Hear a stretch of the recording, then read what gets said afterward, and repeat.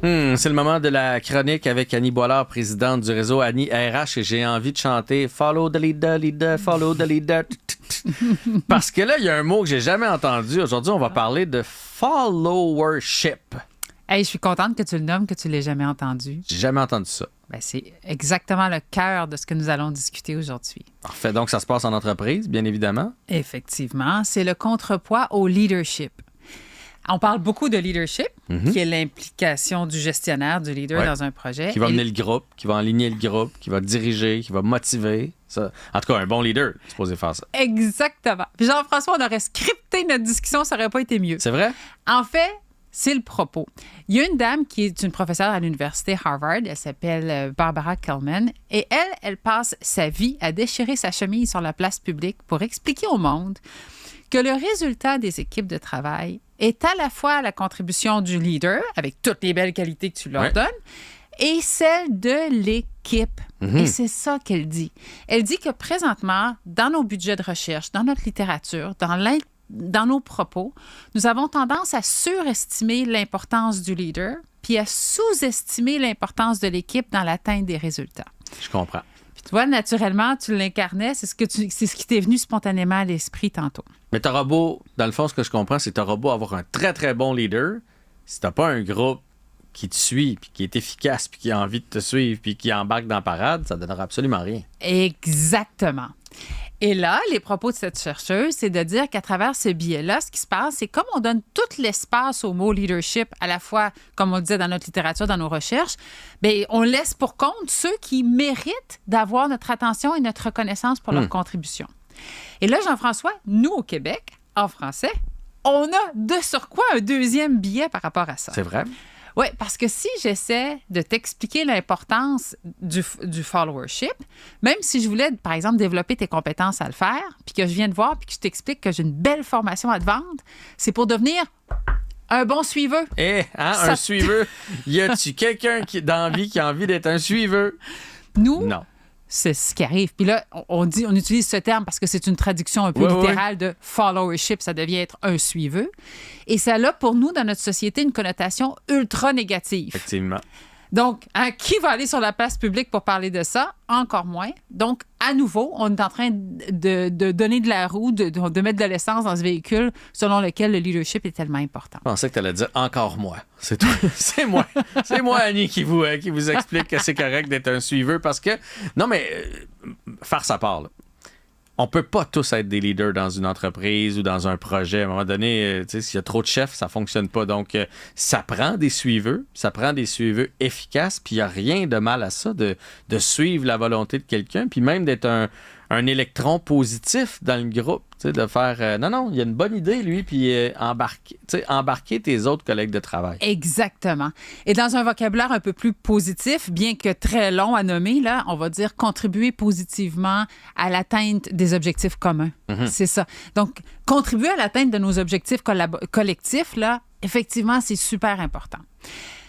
Donc, je vais expliquer pourquoi c'est si difficile. Parce que on a tendance à le sous-estimer. On sous-estime la difficulté, le niveau de difficulté que ça revêt. Puis là, pour l'illustrer, là, j'avais une image là, que je nous présente. Ça va peut-être te faire sourire, où on y voit des gestionnaires qui pointent dans toutes les directions. Ouais. Puis là, tu as les employés qui essaient de trouver un peu débutatif. Bien, par où est-ce qu'on s'en va? Oui, ça dit, c'est pas facile d'être... pas facile à suivre, là. Pas facile à suivre. Puis, donc, même dans les meilleures conditions, c'est-à-dire, j'ai un gestionnaire qui sait clairement où on s'en va, il arrive à exprimer clairement sa vision, même dans ces conditions, c'est pas facile de suivre. Parce que ça veut pas dire que pour les employés, ils sont d'accord. Exact. Ça veut pas dire que ça leur tente. Ça veut pas dire qu'ils comprennent concrètement qu'est-ce que ça veut dire pour eux. Ça veut pas dire qu'eux aimaient pas mieux la façon de faire antérieure. Peut-être qu'ils sont peinés, attristés, déstabilisés par le changement. Même s'ils comprennent, ça ne veut pas dire que c'est facile. Oui, puis les chances qu'on comprenne à 100%, dans le sens qu'on soit d'accord à 100% de dire oui, OK, moi aussi j'irai par là, mais moi je le ferais pas tout à fait de même. Tu sais, les chances que dans notre tête, on se dise c'est presque tout bon, mais c'est pas totalement ce que je ferais, sont quand même minces. Là, fait qu'il faut apprendre à vivre avec ça. Oui, exactement.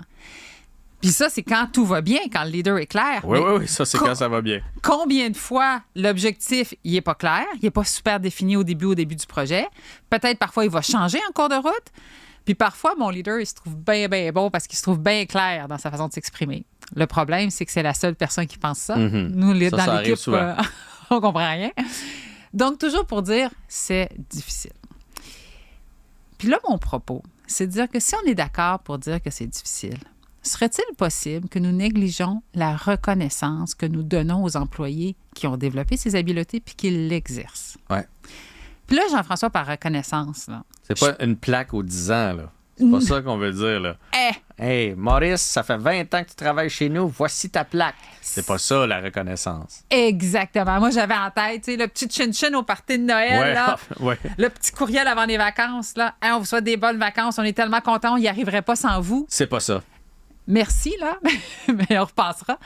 Quand je veux dire reconnaissance, je veux dire reconnaître les compétences qui sont en cause, être en mesure de les identifier, de les développer, d'offrir de la formation, les reconnaître dans le sens des évaluer, des rémunérer, dans le sens de promouvoir en fonction de ses compétences. C'est ça, reconnaître. Là. On est loin des petites phrases creuses. Là. Ouais. Donc, quand on regarde, là, qu'est-ce que ça prend? Parce que tu le disais, là, c'est pas facile. Est-ce qu'il y a des choses qui te viennent en tête? Qu'est-ce que ça prend là, pour être capable de contribuer à un objectif commun? Si on est dans les collaborateurs, parce qu'on Oui, va éviter de dire suiveux, là. Si on est l'employé, qu'est-ce que ça prend? Qu'est-ce que ça prend? Ça prend, je ne sais pas si résilience, c'est le bon mot, mais de faire, bon, moi, je ne l'aurais pas fait comme ça, mais je vais le faire comme ça et j'embarque dans cette façon de faire-là.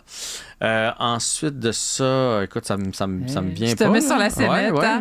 Mais j'aime ça dans ton exemple. Juste le fait de dire, tu sais, je ne l'aurais pas nécessairement fait comme ça, mais j'embarque. Il y a beaucoup de choses là-dedans. D'abord, il va falloir être capable d'adhérer, de comprendre, d'opérationnaliser ce que quelqu'un nous dit. Il va falloir être capable d'être positif dans notre approche. Il faut, pour être capable de faire ça, des fois, il faut gérer nos dialogues internes. C'est-à-dire, tu sais, nos pensées, tu sais, quand tu dis « je l'aurais pas fait de même, mais je vais y aller », toutes les fois, on se dit « maudit, c'était bien évident, j'aurais pas dû faire ça, je sais pas pourquoi il dit ça, je sais pas pourquoi il dit ça au client ». Toutes les fois qu'on a ces pensées, alors c'est ça, gérer nos dialogues internes, puis le faire sur une période de temps soutenue.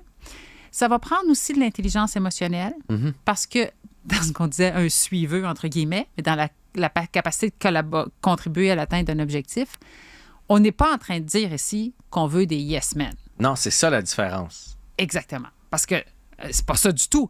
Parce qu'il y a des fois où, dans la vision du leader, il va y avoir des anicroches, des oublis, des erreurs, des choses qui ne sont pas opérationnelles. Donc, si on est un bon collaborateur, on va trouver une façon délicate de lui dire que peut-être qu'on est en train d'oublier quelque chose.